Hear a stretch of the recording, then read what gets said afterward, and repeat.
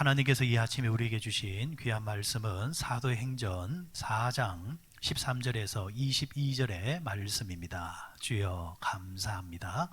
우리 함께 읽도록 합니다. 그들이 베드로와 요한이 담대하게 말함을 보고 그들을 본래 학문 없는 범인으로 알았다가 이상히 여기며 또 전에 예수와 함께 있던 줄도 알고 또 병 나은 사람이 그들과 함께 서 있는 것을 보고 비난할 말이 없는지라 명하여 공회에서 나가라 하고 서로 의논하여 이르되 이 사람들을 어떻게 할까? 그들로 말미암아 유명한 표적 나타난 것이 예루살렘에 사는 모든 사람에게 알려져 있으니 우리도 부인할 수 없는지라. 이것이 민간에 더 퍼지지 못하게 그들을 위협하여 이후에는 이 이름으로 아무에게도 말하지 말게 하자 하고 그들을 불러 경고하여 도무지 예수의 이름으로 말을 하지도 말고 가르치지도 말라 하니 베드로 요한이 대답하여 이르되 하나님 앞에서 너희의 말을 듣는 것이 하나님의 말씀을 듣는 것보다 옳은가 판단하라. 우리는 보고 들은 것을 말하지 아니할 수 없다 하니 관리들이 백성들 때문에 그들을 어떻게 처벌할지 방법을 찾지 못하고 다시 위협하여 놓아 주었더니 이는 모든 사람이 그 된 일을 보고 하나님께 영광을 돌림이라. 이 표적으로 병 나은 사람은 40여세나 되었더라. 아멘. 나면서 안전병이 되었던 자가 있었습니다. 성전 미문에 앉아서 자신의 힘으로는 살아갈 수 없는, 그래서 매일같이 들것에 의해서 실어주는 사람이 있어야만 살 수 있었던, 그리고 성전 미문 앞에서 성전에 올라가는 사람에게 구걸해서 하루하루를 연명했던 그 거린이 있었지요. 베드로 요한이 성전을 올라갈새 그 거린을 보고 나사렛 예수 이름으로 일어나 걸어라 이렇게 선포함으로 통해서 그 거린이 한순간에 일어나서 뛰기도 하고 걷기도 하면서 성전으로 들어가기도 하고 모든 것을 회복하는 그런 모습을 이제 보이게 됩니다. 자, 사도행전 3장에서 그 이야기가 나왔다고 한다면은 사도행전 4장은 그 후속의 이야기입니다. 이 사건이 일어남으로 통해서 또 발생되어졌던 다른 사건, 연장되어지는 사건인데 많은 사람들이 이 표적이 어떻게 일어날 수 있는가, 사람으로 행할 수 없는 이 일이 일어났다고 한다면은 과연 정말 저들이 말했던 나사렛 예수가 하나님의 아들인가, 우리가 기다려왔던 우리 인생을 회방시켜 주실 수 있는 그런 메시아였던가. 그런데 그 메시아가 다시 죽었지만은 죽지 아니하고 부활했다고 하는데 그런 이야기들이 급속도로 이제 퍼지게 되는 것입니다. 눈에 보이는 표적으로, 증거로 그들에게 다가왔기 때문입니다. 그래서 베드로 요한을 중심으로 해서 걷잡을 수 없이 많은 사람들이 모여들게 됩니다. 자, 문제는 이 소외와 이 동요가 불편하게 여겨지는 사람들이 있다는 거죠. 당시 종교 지도자들입니다. 어제 새벽을 통해서 말씀드렸던 사도계파 현실주의자, 그들의 입장에서는 있을 수 없는 이야기입니다. 자신들의 손익분기점으로 계산해 볼 때에 분명히 예수는 손해입니다. 그리고 그 예수에 대해서 증거하고 있는 베드로와 요한은 눈의 가시처럼 불편한 사람들입니다. 자, 이런 이제 소요가 일어나게 되어지자 성전에서 관리를 맡고 있던 사람들이 베드로 요한을 체포를 하게 되어지죠. 그리고 이 두 사도는 긴급히 소집된 산헤드린 공회 앞에 서서 신문을 받게 되어집니다. 누구의 이름으로 무슨 권위로 너희들이 그런 일을 했느냐라고 신문을 받게 됩니다. 이때 베드로 요한은 자신들이 대답하는 그 내용에 따라서 정말 위험을 당할 수 있는데, 위협이 될 수 있는데 그럼에도 불구하고 당당하게 복음을 선포를 합니다. 자, 이렇게 이제 복음을 선포하는 이야기를 들을 때에 그 자리에 있었던 산헤드린 공회원들이나 아니면은 종교 지도자들이 이 두 사람의 기탄 없는 증거 앞에 깜짝 놀라는 겁니다. 깜짝 놀라면서 수군거리기 시작하는데 그 이야기가 13절의 말씀입니다. 그들이 베드로와 요한이 담대하게 말함을 보고 그들을 본래 학문 없는 범인으로 알았다가 이상히 여기며 또 전에 예수와 함께 있던 줄도 알고. 이들은 담대하게 전거하고 있는 두 사도들을 보면서 수군거렸다고 했습니다. 특별히 여기서 여러분 담대하게 말함을 보고 이래 있습니다. 담대함을 말함을 보고. 헬라어에서 이 담대하다 할 때 이 담대함은 크게 두 가지 뜻을 가지고 있습니다. 첫 번째는 숨어서 수군거리는 것이 아니라 당당하게 앞에 나와서 정확하게 말하는 것을 당당하게라는 뜻으로 가지고 있습니다. 그러니까 거침없이 기탄 없이 눈치 보지 아니하고 앞에 누가 있든 간에 자신이 가지고 있는 소신을 정확하게 전달하는 사람을 담대한 사람이라 이렇게 표한다는 거죠. 두 번째 뜻이 있습니다. 두 번째 뜻은 확신을 가진다는 것입니다. 왜 담대하냐? 그가 증거하는 이야기에 대해서 스스로가 확신을 가지고 있기 때문입니다. 거짓이 아니라는 것입니다. 찝찝한 것이 아니라는 것입니다. 분명히 아는 것이라는 것입니다. 예를 들어서 우리가 이야기를 할 때 누가 그러던데요, 저 사람이 그렇게 말하던데요 라는 식으로 말하는 것이 아니라 내가 분명히 보았습니다. 내가 증인입니다. 이렇게 내가 본 것에 대해서 내가 분명히 말할 수 있는 것에 대해서 기탄 없이 말하는 것을 여기서 말하는 담대함, 확신을 가지고 있다라는 그런 뜻으로 가지고 있다라는 말씀이라 할 수 있습니다. 자, 이들은 수근수근 거립니다. 야, 어떻게 저 사람들이 저렇게 담대할 수 있을까? 그러면서 덧붙이는 것이 그들은 원래 학문이 없는 사람인데, 여기서 학문이 없다라는 말은 우리식으로 말하면은 우리는 쉽게 그렇게 말하잖아요. 난 놓고 기억자 모르는 사람, 배운 것이 없는 사람, 가방끈이 짧은 사람, 이런 식으로 우리가 해석하기 쉬운데 본문에 나오는 이들의 이제 말은 이제 그런 뜻이기보다는 이런 뜻인 것 같아요. 여러분 그 베드로 오늘 이 주장을 하고 있는 자신이 본 것을 강력하게 이렇게 담대하게 증거하고 있는 이 베드로, 우리는 베드로를 참 무식한 사람, 바울과 비교하면은 베드로는 좀 무식한 사람, 배운 것이 없는 사람. 왜? 사도 바울은 어릴 때부터 학문으로 달려진 이제 그런 사람이고 거기에 맞춰서 라인 센스도 많이 가지고 있는 사람이고 이렇게 우리가 해석을 하고, 베드로는 어부로서 갈리 어부로서 참 무식한 사람이었다 이렇게 우리가 생각을 하는데 그렇게 우리가 단순하게 생각할 문제는 아닌 것 같아요. 왜냐하면 성경을 한번 보십시오. 베드로가 성령의 영감을 받아서 직접 저술을 했던 베드로 전후서를 보게 되어지면은 그 문장 자체가 글자를 모르는 사람, 학문이 전혀 없는 사람이라고 말하기에는 너무나도 주옥 같은 문장들이 많다라는 이야기입니다. 그러니까 우리가 쉽게 생각하는 그런 베드로, 무식한 베드로, 배운 것이 없는 베드로 정도는 아니라는 이야기입니다. 베드로는 나름대로 그 환경 속에서 나름대로 말할 줄 알고 쓸 줄 아는 정도의 사람은 된다라는 이야기입니다.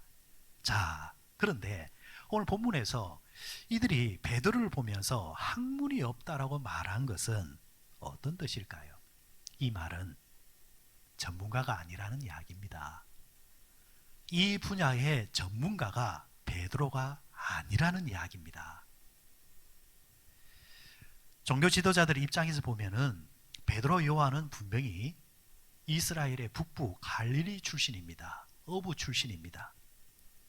그렇기 때문에 그들은 그 당시 가르치는 자의 라인 센스를 가지고 있는 사람, 랍비, 사람을 가르치는 그런 능력이 있고 수준이 있는 그 랍비의 수준은 아니라는 이야기입니다. 자신들과 같이 종교 지도자, 랍비도 지금 기탄 없이 말하고 있는, 거침없이 말하고 있는 베드로와 요한을 보면서도 놀라는 겁니다. 자신들보다 훨씬 더 지금 논리정연하게 자신이 가지고 있는 것을 소신 있게 전하고 있단 말이죠. 그러니까 전문가 입장에서 들을 때에 저들은 우리처럼 전문적으로 배운 사람도 아닌데, 우리처럼 랍비라는 그런 자격을 가지고 있는 사람도 아닌데 어떻게 우리보다 더 저렇게 말을 잘할 수 있고 우리보다 어떻게 논리정연하게 자신의 주장을 할 수 있단 말인가. 바로 이 부분에 있어서 깜짝 놀라는 겁니다. 그러면 여러분, 지금 베드로와 요한에게서 이런 거침없는, 전문가들도 놀랍게 여기는 실력이 어디서 나오는 걸까요? 여러분, 하나님은 비상한 시대에 약한 자를 들어쓰셔서 강한 자를 부끄럽게 하실 때가 있습니다. 미련한 자를 들어쓰셔서 지혜로운 자조차도 부끄럽게 만드는 일을 하실 때가 있다라는 이야기입니다. 고린도전서 1장 27절을 보게 되어지면은, 그러나 하나님께서 세상의 미련한 것들을 택하사 지혜 있는 자들을 부끄럽게 하려 하시고 세상의 약한 것들을 택하사 강한 것들을 부끄럽게 하려 하시며 라고 말씀하셨습니다. 이 말은요, 자기가 생각해도 미련하고 자기가 생각해도 배운 것이 없는 자라 할지라도 하나님 편에 서서 살아가다 보면 하나님께서 그 사람에게 세상의 지혜로는 따라올 수 없는 하늘의 지혜를 주실 때가 있다라는 이야기입니다. 우리가 약한 자라 할지라도 우리가 약하지 하나님이 약한 게 아니잖아요. 하나님은 강하십니다. 세상에 강한 것을 하나님의 강함과 어떻게 견줄 수가 있겠습니까? 그러니까 우리는 설령 약하다 할지라도 내가 하나님 편에 서 있으면 하나님께서 내 약함을 도와주실 때가 있다라는 겁니다. 하나님께서 나를 도와주시면은 그 하나님의 강함이 내 약함을 덮어버리게 되어지고 그 강함으로 인해서 세상 사람들도 깜짝 놀라는 힘이 우리에게서 나온다라는 이야기입니다. 반대로 종교 지도자들처럼 오늘 산헤드린의 공예 회원들처럼 자칭 강한 자들이 있습니다. 자칭 지혜로운 자들이 있습니다. 내가 말하는 것에 대해서는 누구보다도 밀리지 않아. 내가 말싸움을 하고 아니면은 논리를 이야기할 때 말할 때는 누구보다도 내가 잘할 자신이 있어. 내가 사람을 설득하는 면에서는 누구보다 잘할 수 있어. 아니면 내가 가진 능력, 내가 가진 재력들, 내가 가지고 있는 라인 센스들, 내 앞에 누구든지 와보라 해. 나는 절대 밀리지 않아. 이렇게 자칭 강한 자들이 있다라는 거지요. 그런데 여러분, 우리가 알잖아요. 사람이 아무리 강한 듯 하지만은 한순간에 부러지는 것이 사람의 인생입니다. 사람이 아무리 똑똑한 것 같아도 자기 꾀에 자기가 넘어진다 하잖아요. 결국 자기 꾀에 자기 지혜에 넘어지는 존재가 인간입니다. 하나님께서는 하나님 편에 서 있는 자가 설령 부족하고 연약하다 할지라도 하나님께서는 필요에 의해서 세상의 지혜로운 자, 강한 자를 부끄럽게 하시고자 역사하실 때가 있다라는 이야기입니다. 지금 베드로 요한이 바로 그 현장입니다. 배움의 면에서는, 말하는 것에 대해서는, 가진 것에 대해서는 당대 최고의 사람들이 모여있는 그 자리, 그에 반해서 세상적인 조건에서 배운 것에 대해서는 초라한 베드로 요한이지만 복음이라는 그 주제 아래 복음이 전파되어지고 복음을 위해서 하나님께 목숨을 걸고 있는 베드로와 요한인지라 하나님께서는 그들을 지켜보고 있는 당대의 잘난 사람들을 부끄럽게 할 만큼 성령의 지혜로 그들을 채워주시고 그 입술에 역사해 주시니까 세상 사람들도 깜짝 놀라게 되더라는 것입니다. 미국 뉴욕에서 진짜로 사실로 있었던 하나의 사건이 있습니다. 오래전에 뉴욕의 한 지역에서 높은 건물이 하나 올라가게 되어졌습니다. 골조가 다 거의 다 올라갔습니다. 설계사와 건축업자, 건물주가 모여서 이제 골조가 거의 다 올라갔으니까 중간 점검을 합니다. 그런데 중간 점검을 하다가 깜짝 놀랍니다. 설계사가 무슨 마음으로 무슨 정신으로 설계를 했는지 모를 정도로 그 높은 빌딩을 지어 올리면서 골조를 지어 올리는 동안 있어야 될 엘리베이터 자리를 빼버린 것입니다. 모여서 이렇게 저렇게 회의를 해보았지만은 뾰족한 방법이 나오지를 않습니다. 이미 골조가 딱 자리를 다 잡고 있기 때문에 엘리베이터 그 공간을 만들어내려고 한다면은 한 부분을 허물어내야 됩니다. 다시 설계를 해야 됩니다. 이럴 수도 없고 저럴 수도 없고 골머리를 싸매고 있을 때에 그 이야기를 듣고 있던 청소부, 그러니까 청소부가 그 이야기를 들었는 모양이에요. 그러면서 들으면서 지나가면서 툭 이렇게 내뱉더랍니다. 에이, 내 같으면은 엘리베이터를 건물 밖에다 짓겠다. 그 이야기를 들으면서 설계사가 깜짝 놀란 겁니다. 왜 저 생각을 못할까? 우리는 왜 못했을까? 그 전까지만 하더라도 세워지는 모든 건물의 엘리베이터는 건물 안에 지어져야 되고 있어야 된다라는 고정관념을 다 가지고 있는 겁니다. 이 고정관념을 가지고 있다 보니까 건물 밖에 엘리베이터를 달아낸다는 건 생각도 못하고 있는 겁니다. 그래서 답이 나오지 않았던 겁니다. 그런데 설계에 대해서는 배운 것이 없는 사람, 자기 집 하나 지어보지 아니한 그런 청소부가 에이, 내 같으면은 바깥에다가 엘리베이터를 지어 올리겠다. 이것이 아이디어가 되어져서 건물 외벽에 유리로 된 엘리베이터가 지어지게 된 것입니다. 놀랍게도 그것은 그 지역의 명물이 되어졌습니다. 그때로부터 시작된 외벽에 달려진 엘리베이터가 이제는 우리나라에도 백화점이라든지 여러 건물에서 설치되어 있는 것을 우리가 볼 수 있습니다. 이것이 외벽 엘리베이터의 유래입니다. 여러분, 본문에 언급되어진 이 종교 지도자들은 배워야만 가르칠 수 있는 자들입니다. 학식이 있어야만 상대를 설득할 수 있는 사람들이었습니다. 그래서 배우려고 했고 그리고 실력을 쌓으려고 했습니다. 이에 반해서 베드로 요한은 그런 과정은 없었습니다.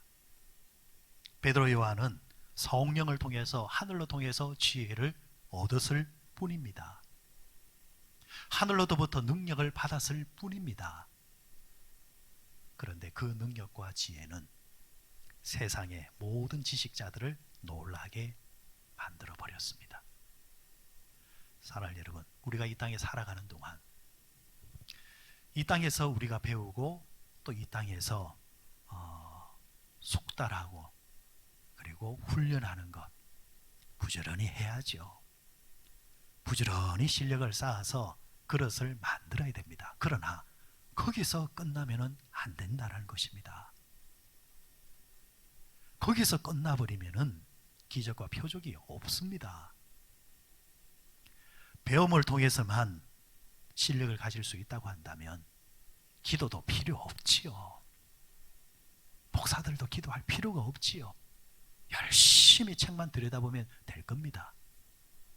그러나 기적과 표적과 감동과 감화는 거기서 나오는 것이 아니라 그 위에다가 하늘의 지혜와 하나님이 주시는 권능을 얹어야 되는 것입니다. 거기서 역사가 시작되는 것입니다. 베드로 요한이 그 능력을 받은 것입니다. 아침에 우리도 함께 기도하십시다. 성령님, 나에게 당신의 지혜를 부어 주옵소서. 하나님의 지혜를 내 지혜 위에 얹어 주시사 이 하루를 살아가더라도 내 지식과 내 지혜로 살아가는 것이 아니라 하나님이 주시는 지혜로 살아가게 하시고, 특별히 결정적인 순간에 어디로 가야 될지, 무엇을 판단해야 될지 중요한 순간순간마다 내 지식과 지혜로 판단하지 마시고 성령께서 내 안에서 말씀하시고 지혜를 주시사 하나님께서 기뻐하시는 길을 갈 수 있도록 하나님 도와주시고, 나는 부족하고 연약하여서 말할 능력도 없고 일할 수 있는 능력도 없지만 고만고만하지만 성령님 내게 능력과 권능을 주시사 세상 사람들도 기탄 없이 살아가는 우리의 모습을 볼 수 있도록 성령님 내게 당신의 권능을 더하여 주옵소서. 기도하십시다. 단 우리가 마지막으로 잊지 말아야 할 것은 베드로와 요한이 자신의 안위를 위해서, 베드로와 요한이 자신의 일락을 위해서 지금 말하는 것이 아니지 않습니까? 지금 이들은 복음을 위해서였습니다. 복음을 위해서 하나님께 목숨을 걸었던 것입니다. 그럴 때 성령께서 더 크게 역사하신 것입니다. 그렇다고 한다면 여러분 오늘 하루를 사는 동안 여러분 자신을 위해서도 기도하시되 또 내가 살아가는 동안 누구를 만나든지 누구와 이야기하든지 성령님 내게 역사하여 주시사 기탄 없이 당신을 말하게 하시고 예수를 말하게 하시고 믿음을 말하게 해 주시고 바로 그 자리가 성령께서 역사하시는 자리가 되게 해 주옵소서. 기도할 때 성령님은 여러분과 동행하시는 것입니다. 동행하시는 성령님을